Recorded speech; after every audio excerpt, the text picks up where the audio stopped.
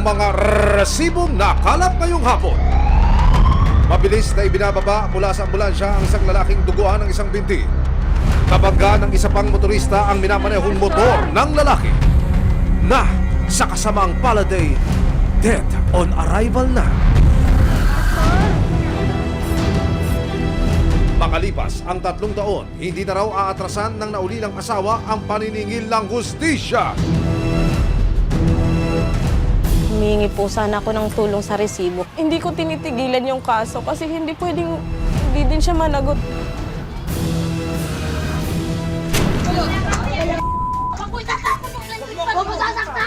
Hindi pagkakaunawaan ng isang pamilya, lagi na raw nauuwi sa sigawan at pananakit ng babae sa dati niyang mister. Ginugulo ka ba? Hindi naman kami nang guguluhan. Ginugulo ka ba? Ang gulo, nagsimula raw ng bumalik sa kanilang bahay ang dating ilaw ng takanan. Grabe ang violent niya sa akin. Tapos sabihin niya, self-defense niya. Meron ba kung sumapak sa kanya, paratik kong kamay ko, may sakit ako sa puso. Maghilom pa kaya ang malalalim na sugat ng dating One Happy Family? Hindi ako nagmamatapang! Kaya na wag kang magregal-tagal Huwag ka magdadala po ng gamit, ha? Matuntun pa kaya ang lalaking tinakbuhan di umano ang isang malagim na trahedya sa Samar noong 2022?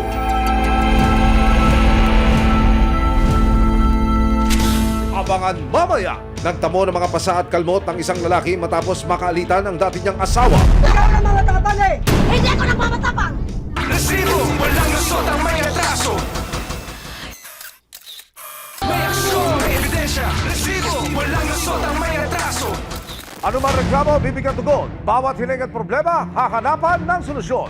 Ito ang bago ninyo sandigan, hindi palalampasin ang mga tiwali at maling gawi. Dito, walang ligtas ang abusado at lalong walang lusot ang may atraso. Dahil ang lahat, hahanapan natin ang resibo. Magandang hapon, ako po si Emil Sumangi.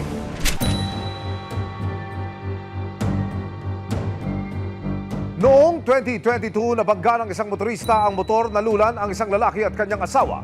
Namatay ang lalaki at ang babae na iwang may kapansanan. Lumapit sa resibo si Angie Dulay, 26 na taong gulang, sa pag-asang matunton ang lalaking dahilan di umano ng pagkamatay ng kanyang asawa. Kwento ni Angie, taong 2022 nang maaksidente sila ng kanyang asawa na si Ernesto Montaño sa San Roque, Samar. Nagbiyahe kami ng alas 7 ng gabi. Since maaga pa naman po yun, hindi po kami nagmamadali. Nagulat ako may sobrang liwanag na ilaw. Doon na lang po ako nagulat nung biglang may umano sa amin bumunggo. Sa bilis ng mga pangyayari, hindi na namalayan ni Angie ang pagtilapon sa kanilang motor. Nung tumilapon po ako, pagkabangon ko, doon ko na nalaman na putol-putol na po pala yung buto ko sa paa. Hanggang ngayon, dala-dala pa ni Angie ang iniwang pinsala ng aksidente. Simula po nung aksidente na yun, pang-7 opera na po ito. Patuloy pa rin po akong nagpapagamot. Sobrang hirap po. Normal sana ako. Nakakapagtrabaho sana ako para sa anak ko eh. Kasi bago nangyari yun, may trabaho naman ako eh. Nabibigay ko yung gusto ng anak ko. Tapos ngayon, pinakamasakit sa akin yung kailangan maiwan yung anak ko doon sa Samar para lang asikasuin yung pagpapagamot ko eh. Pero higit sa kapansanan, hindi raw matanggap ni Angie ang pagkamatay ng kanyang asawa noong gabing iyon. Kasi po yung sa paa po niya dito yung naputol sa kanya. Parang nagdideleryo na siya eh, nawawala na siya ng hininga. Pero inabot pa po kami ng hospital. Pastor, pagkaturog. Doon na po, hindi ko na po alam na nawala na siya doon ng buhay. Susunod! Humingi po sana ako ng tulong sa resibo. Alam ko pong makakatulong po kayo. Sa tulong ng CIDG Kamanava, inaksyonan ng resibo ang panawagan ni Angie. Maghilom pa kaya ang malalalim na sugat ng dating One Happy Family? Hindi ako nagmamatapang! Kaya na wag kang magregal-tagal Huwag ka magdadala po ng gamit, ha? Resibo, walang lusot ang may atraso. Resibo, walang lusot ang may atraso. Makikita po sa video na ito na may malay pa ang lalaking biktima. Nasa ospital din po noong mga oras na ito ang kanyang asawa. Agad siyang nilapatan ng paunang lunas. Pero hindi nagtagal, naging masama na ang kanyang kalagayan. Makikita pa ko sa video na ito na mano-manong ni-revive ng mga medical personnel ang lalaking biktima. Pero hindi nagtagal, idineklara rin siyang dead on arrival. Pastor?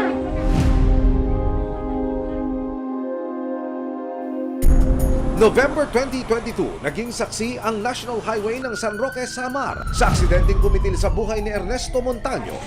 Pastor? At ikinapilay naman ng naulila niyang asawa na si Angie.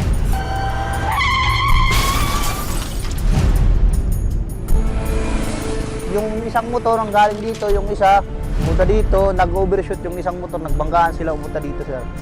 Ang suspect na si Roque Montaño, nangako raw kay Angie na tutulong sa mga gastusin sa ospital.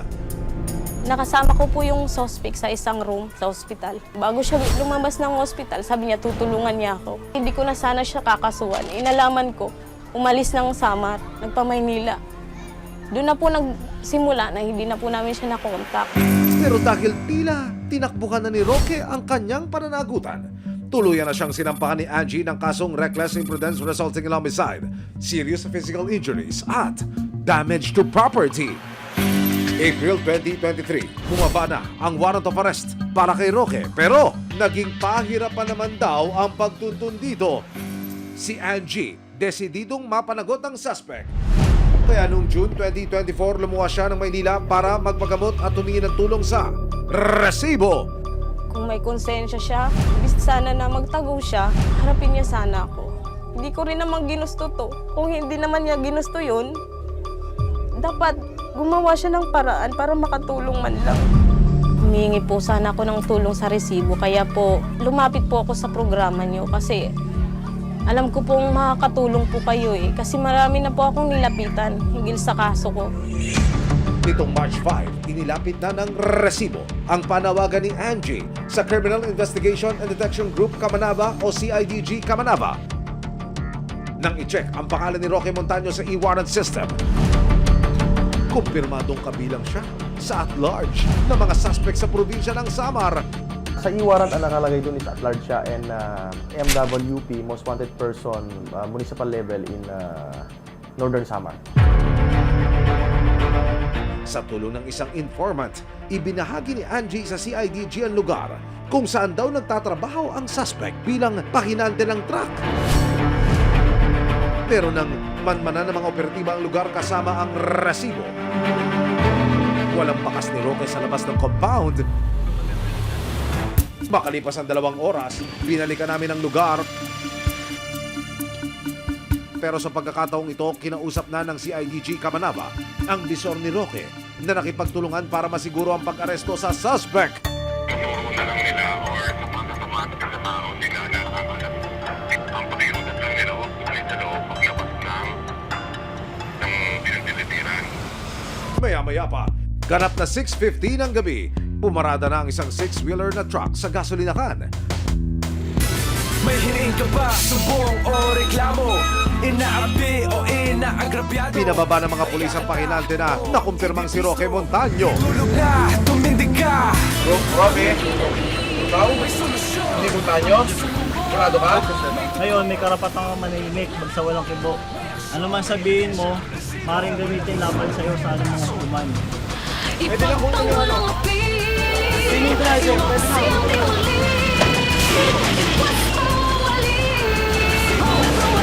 Pagdating sa tanggapan ng CIDG Kamanava, hindi na napigilan ni Angie ang kanyang saloobin. Sa totoo lang po, naawa din ako sa kanya Pero hindi naman siya naawa sa akin Naawa ako sa'yo, alam mo ba? Tingnan mo yung nangyari sa akin. May batang naulila ng ama. 2 taon na mahigit. Hindi pa rin natatapos yung kalbaryo sa paa ko. Tapos naaawa pa ako sa'yo. Ano ba yan? Nang makapanayam ng resibo si Roque, walang alinlangan niyang inamin na tinakbuhan niya ang kaso. Pinagsisiyang ko na po yung sir. Napakalapit pong kasalanan ng ginawa ko. Te, pasensya na talaga, te. Te, hindi ko naman te sinasadya, te. Natakot lang talaga. Hindi man maibabalik ng pagkakaaresto sa suspect ang buhay ng kanyang yumaong asawa, isang hakbang na raw ito para kay Angie na maghilom mula sa sinapit na trahedya. Itong pag-ano ko ng hustisya, para na din to sa kanya eh. Para sa anak ko, para sa amin.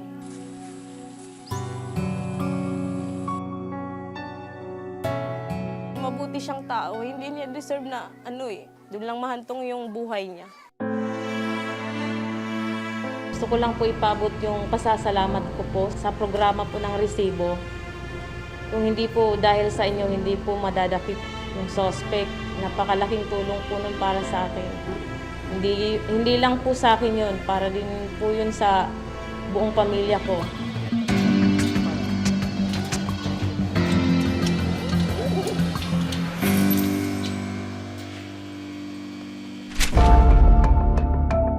Bangayan at hindi pagkakaunawaan ng dating mag-asawa na uuwi na raw sa sakitan at pisikalan. Nang magbalik sa bahay ang ilaw ng tahanan sa kalip na liwanag, gulo raw ang hatid nito sa kanilang dating masayang pamilya. Mga kalbot sa leeg at pasa sa mata, ito ang mga sugat na natamo ng isang lalaki matapos di umanong bugbugin ng isang ginang sa Quezon City. Tulungan niyo po si Papa. Binugbog po siya. Mga pasa po yan.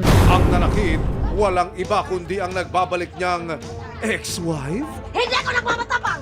Ang dating may bahay, madalas daw maliitin at ismulin si ex-hubby dahil sa kanyang karamdaman. Ang yabang, napakayabang mo. Lalo kang mangisay kapag malaki. Kaya nga eh. Sa cellphone video na kuha ng kanyang anak na si Danica nitong February 27, 2025, makikita ang mga kalmot sa dibdib at pasa sa mata ng stroke survivor na si Danilo Jaime. 59 na taong gulang, may karamdaman din sa puso si Danilo, kaya labis niyang iniinda ang panghihina ng katawan. Ang itinuturo niyang may kagagawan ang kanyang dating asawa na si Yolanda, 54 na taong gulang. Mapasa po yan. Ayan po yung mga damage niya. Ayon sa medical legal ni Danilo, nagtamo siya ng slight physical injuries. Dito po sa may mata niya, may black eye po siya dyan dahil sinuntok po siya ng nanay ko. Tapos dito po sa dibdib niya, may mga natamo po siyang kalmot. Ang gusot na ito, may mas malalim na palang mga sugat na pinanggagalingan. Kwento ni Danica, 5 taong gulang pa lang siya nang maghiwalay ang kanyang mga magulang. Siyempre po masakit, tapos malungkot na dapat may nanay ako na kumakalinga sa akin. Lagi ako nagtatanong bakit ako ang nawalan ng nanay na siyempre, nag-iisang anak lang ako. Taong 2016, nang muli raw nagparamdam si Yolanda sa kanya. Sa pananabik sa kalinga ng isang ina, tinanggap ni Danica si Yolanda nang walang alinlangan. Sa akin na sabi niya uuwi na siya. Tapos meron daw po siyang trabaho dito. Tapos that time nung habang sa tumatagal, nagkaroon na po ng conflict. Ang pagbabalik ni Yolanda, hindi raw naging masaya para sa buong pamilya. Lasing na lasing siya nung araw na yun. Pinalabas niya po kami sa bahay na umuulan po nung malakas na yun. Tapos ang nangyari po, wala po si Papa nung araw na yun eh. Mula noon, hindi na raw umasa si Danica na maayos pa ang kanilang pamilya. Mahal ko siyempre, nanay eh. Pero sa ngayon kasi, hindi ko pa talaga kayang siyang patawarin. Tinaboy niya kami ng mga anak ko. Parang nawala na rin yung pagmamahal ko sa kanya. Makalipas ang 7 taon, September 2024, muli raw nagbabalik si Yolanda sa kanilang takanan. Ang pakay raw ng dating ilaw ng takanan sa kanyang comeback. Palayasin sina Danilo, Danica at kanyang pamilya. Ang karapatan mong padla ka. Ha? Magagawa kong paglakan ko yan. Ang yabang, napakayabang mo. Lalo kang mangisay kapag malaki. Kaya nga eh. 20 years naman. Ano inambak niya? Magigibahin ko na kayo. gibahin mo yung bahay. Wala kang matirahan. Gibahin na yan. Gibahin mo na.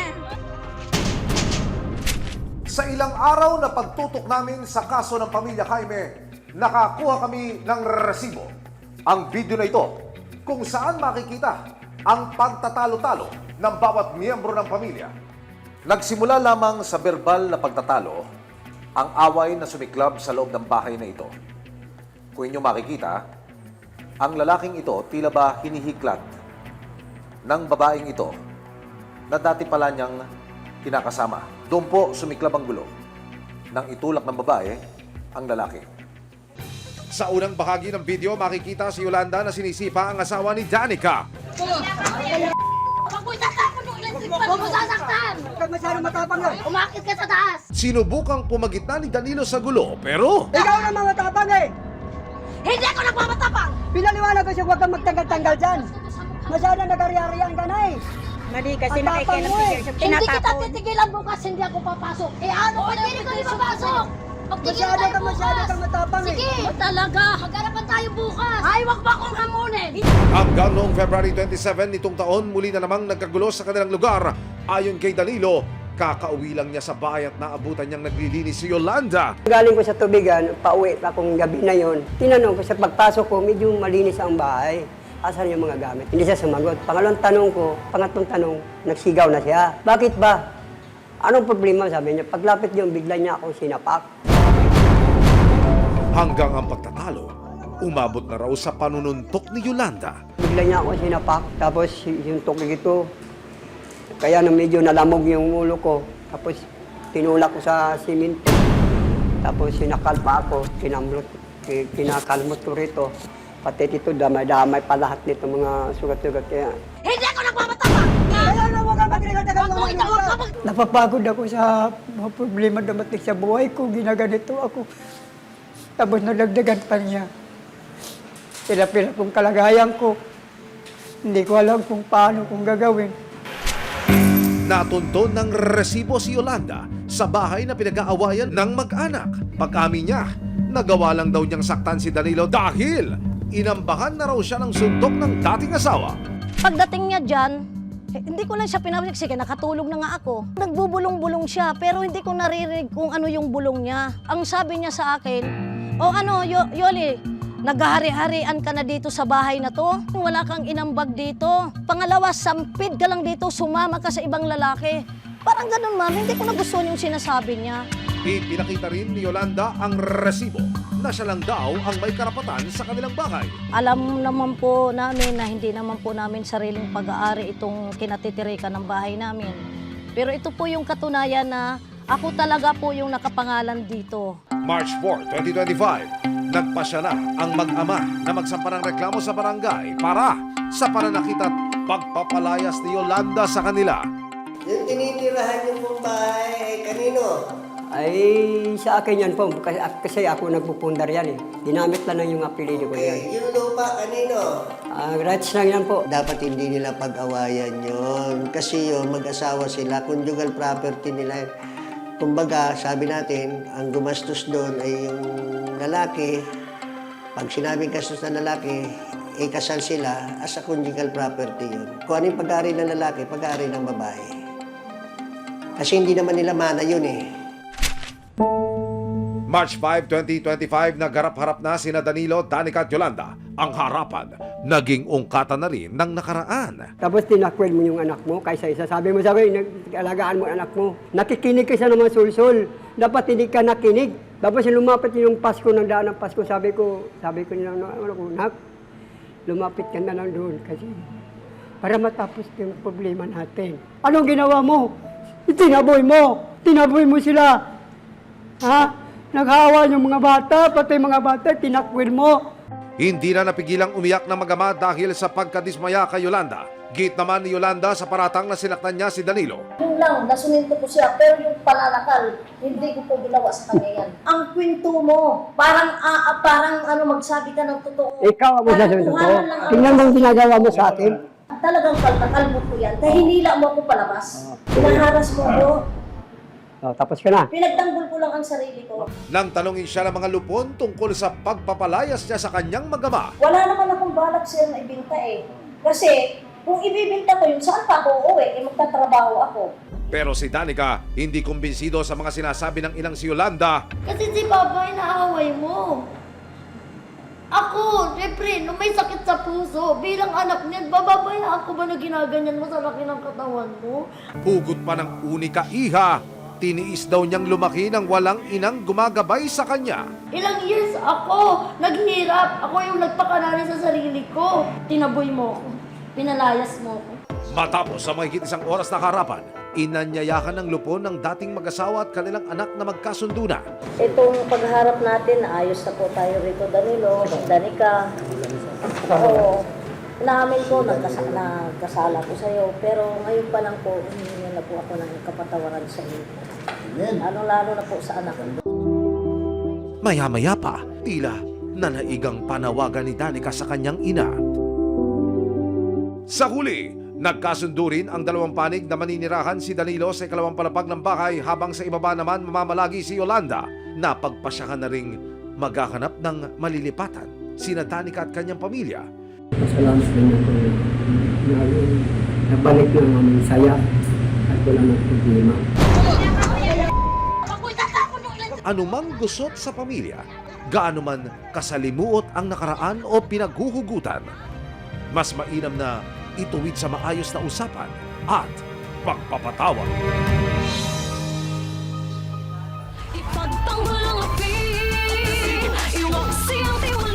Sama-sama nating ituwid ang tiwali at baluktot. Itakwil ang maling gawi at modus na bulok.